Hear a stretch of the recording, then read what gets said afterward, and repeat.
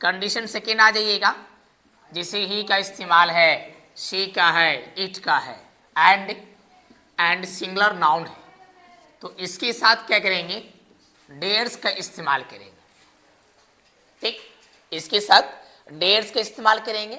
ठीक है, बट क्या है, इसमें हम लिख देते हैं but in affirmative, but in affirmative sentence, affirmative sentence मतलब क्या, जो जिस सेंटेंस में नेगेटिव नहीं हो या इंट्रोगेटिव नहीं हो, ठीक है ना, तो वैसे सेंटेंस का यूज हमको नहीं करना है। बट यहां मैंने लिखा है इन अफर्मेटिव, अफर्मेटिव का मतलब सीधा, ना नेगेटिव आएगा, ना इंट्रोगेटिव आएगा, ना WH क्वेश्चन आएगा, बिल्कुल सीधा। ठीक है ना। अब थोड़ा गौर कीजिएगा कि इसकी मैं एग्जाम्पल देता हूं। ठीक, इसकी एग्जाम्पल मैंने लिखा, फॉर एग्जाम्पल गौर कीजिएगा, मैं लिखा I dare to run, I dare to run मतलब क्या, इसका हिंदी ये हुआ कि मैं दौड़ने की हिम्मत करता हूं, मैं दौड़ने की हिम्मत करता हूं, इसका मतलब ये। और दूसरी बात क्या है कि ये आपको डेयर हो या डेयर्स हो, इसका हिंदी आपको ये समझना है। मैं लिख देता हूं हिम्मत करना या साहस करना, या साहस करना। ठीक, ये समझ में आ गया।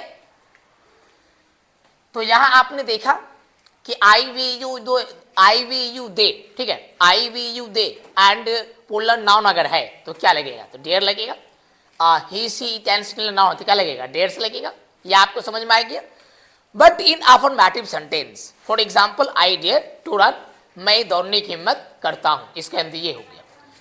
अब इसके एग्जाम्पल की मैं बातें करता हूं, ये वाली पॉइंट को। ठीक, ये वाली पॉइंट को मान चलिए क्या मैंने आपको लिखा, he dares to play। ठीक, मैंने ऐसा लिखा।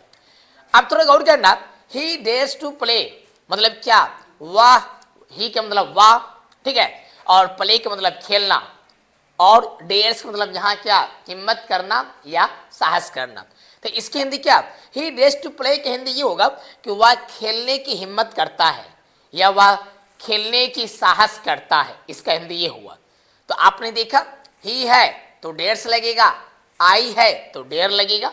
आप third to FIGHT fight, option 4 है DARE dares, option B dare, option सी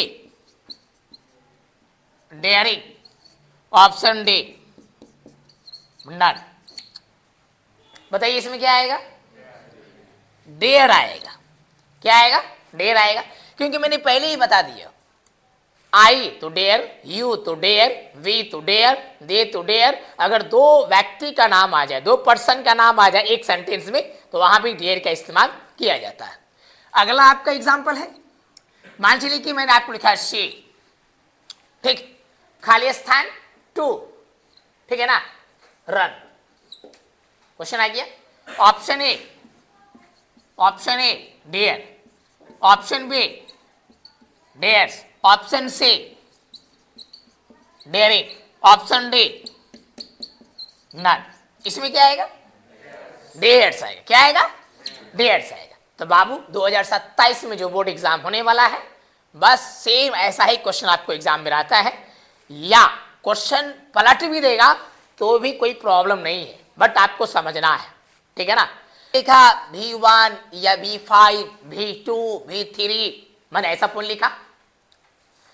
तो इसके बाद अगर यहां पे गौर कीजिएगा, यहां पे अगर मान चलिए कि यहां 2 आता है तो हम V1 लगाते हैं, ये तो डाउट क्लियर है। अगर ये सारा कोई भड़ आएगा और यहां भी भड़ V1 आएगा, जब भी आएगा तो यहां बीच में 2 लगाते हैं। ये नोट केस नंबर 1, ये आपको मालूम है, मैंने समझा दिया। इसकी एक एग्जांपल लेते ही समझ में आ जाएगा। आपको मैंने पिछले क्लास में पढ़ाया था कि जैसे ये नीड लिखा, तो नीड टू प्ले, खेलने की आवश्यकता, खेलने की आवश्यकता, ऐसा पॉइंट। अब आपको ये समझना है कि ये V1 और ये भी क्या है, V1 है, बीच में क्या लगा हुआ, 2 लगा हुआ, ये प्लस ये 2 लगा हुआ है, ठीक। बट अगर मान चलिए हमको 2 साइड कर देना है तो वहां क्या V1 आएगा, या V2 आएगा, कि V3 आएगा, कि V4 आएगा, कि V5 आएगा, ये डिस्कस करने के लिए मैं इसको आपको समझा रहा हूं। चलता हूं आगे बात। केस नंबर 2 आ जाइए, आपको गौर कीजिएगा। अगर मान चलिए क्या मैंने V1 लिखा, ठीक है, या मान चलिए V2 लिखा, या V3 लिखा, या मान चलिए कि V4 भी आ जाए तो भी कोई प्रॉब्लम नहीं है, या मान चलिए क्या V5 लिखा, गौर कीजिएगा, मैं लिखा आपको V5 लिखा, ठीक है, और इसके बाद डॉट डॉट डॉट मैंने डाल दिया, ठीक है, और यहां ले लो, ठीक। अब समझो, यहां समझने वाली बात है। अभी मैंने नहीं लगाया कि V1 होगा, कि वहां V2 होगा, कि V3 होगा, V4 होगा। पहले हम बीच वाली जो बात मैंने लिखा डॉट, इसको जो डॉट लिखा है, ये डॉट वाली पॉइंट पर हमको समझना है। समझो मेरी बात को। अगर 2 लिखें तो V1 आएगा, यहां क्लियर है। अगर 2 लिखें तो V1 आएगा, चाहे इससे पहले कुछ भी आ जाए, जिसे मैंने आपको बताया। 2 अगर नहीं आएगा, 2 अगर मुझे नहीं लिखना है तो यहां कुछ नहीं लिखाएगा, बल्कि यहां V4 डाल देंगे। क्या डाल देंगे, V4 डाल देंगे। ये डाउट क्लियर करना है। अब इसके एग्जाम्पल में समझ में आएगा, इसके एग्जाम्पल समझ में आएगा। मान चलिए क्या मैंने डेयर लिखा, ठीक, डेयर, और यहां मान चलिए क्या मैंने लिखा प्लेइंग, ये V4 आ गया। यहां मैं लिखा प्लेइंग, यहां 2 नहीं लिखा है, ये यहां 2 नहीं आएगा, ना कुछ नहीं आएगा, ना 2 आएगा, ना इन आएगा, ना ऑन आएगा, ना ऑफ आएगा, ना B4 आएगा, ना सिंस आएगा, ना फ्रॉम आएगा, कुछ नहीं आएगा। यहां तक डाउट क्लियर। अब इसको अगर मैं सेंटेंस में लेके चलता हूं तो बनेगा कैसे? अगर मैं इसको सेंटेंस में ले जाऊंगा तो बनेगा कैसे, गौर कीजिएगा। मान चलिए क्या ही का इस्तेमाल किया, ही डेयर्स, ठीक है, ही डेयर्स प्लेइंग, ही डेयर्स प्लेइंग क्रिकेट, ही डेयर्स प्लेइंग क्रिकेट। आप गौर करो मेरी बातों पे। मैंने आपको क्या बताया, ही डेयर्स प्लेइंग क्रिकेट, मैंने यहां प्लेइंग लिख दिया। क्यों? क्योंकि यहां 2 नहीं है, इसलिए मैंने प्लेइंग लिखा है। अगर यहां 2 रहता, ठीक है, अगर यहां 2 रहता तो प्लेइंग नहीं होता, बल्कि प्ले होता। क्या होता? प्ले होता। अगर यहां मान चलिए 2 रहता तो प्ले होता, 2 नहीं है तो क्या हुआ, प्लेइंग हुआ। ये डाउट क्लियर करना है। आपने यहां देखा है कि आई डेयर टू रन, और आपने यहां देखा है कि आई डेयर रनिंग। अब दोनों में डिफरेंस क्या हुआ? डिफरेंस यही है कि पहले वाली सेंटेंस में 2 लगा हुआ है, लेकिन दूसरी वाली सेंटेंस में 2 नहीं लगा हुआ, इसलिए क्या लगा यहां, ING। ये तुम्हारी किताब में नहीं मिलेगा, ये मेरा चैलेंज है। बिल्कुल कोई भी किताब उठा के देख लो। क्यों? रीजन ये है कि किताब में है नहीं। जितने भी जिला के अंदर देखते हैं, बेगूसराय में बहुत सारे टीचरों के पास एक से एक बुक रहता है। KP ठाकुर के ग्रामर, ब्रिटिश ग्रामर, ठीक है ना, लर्निंग इंग्लिश ट्रांसलेशन, बहुत सारा रहता है, लेकिन उसमें ऐसा पॉइंट आपको मिलेगा नहीं। ये मिलेगा कब? प्रोफेसर से ज्ञान लेगा।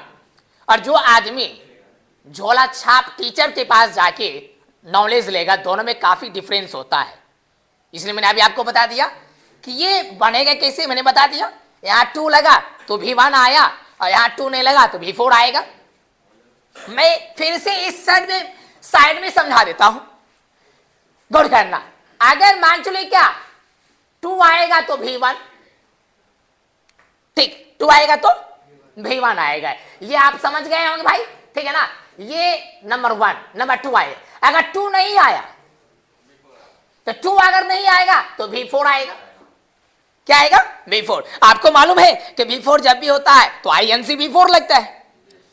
और हमेशा याद रखना, बच्चे को ये पता है हर एक स्टूडेंट को, तो V4 तो प्रेजेंट कंटिन्यूअस में आता है, या प्रेजेंट परफेक्ट कंटिन्यूअस में आता है, या पास्ट कंटिन्यूअस में आता है या पास्ट परफेक्ट कंटिन्यूअस में आता है, लेकिन उससे बच्चे को यह जानकारी होनी चाहिए कि आखिर वही नहीं बिफोर लगेगा, बिफोर और कहीं भी लगेगा, बिफोर और कहीं भी लगेगा, ऐसा भी आपको समझ में आना चाहिए।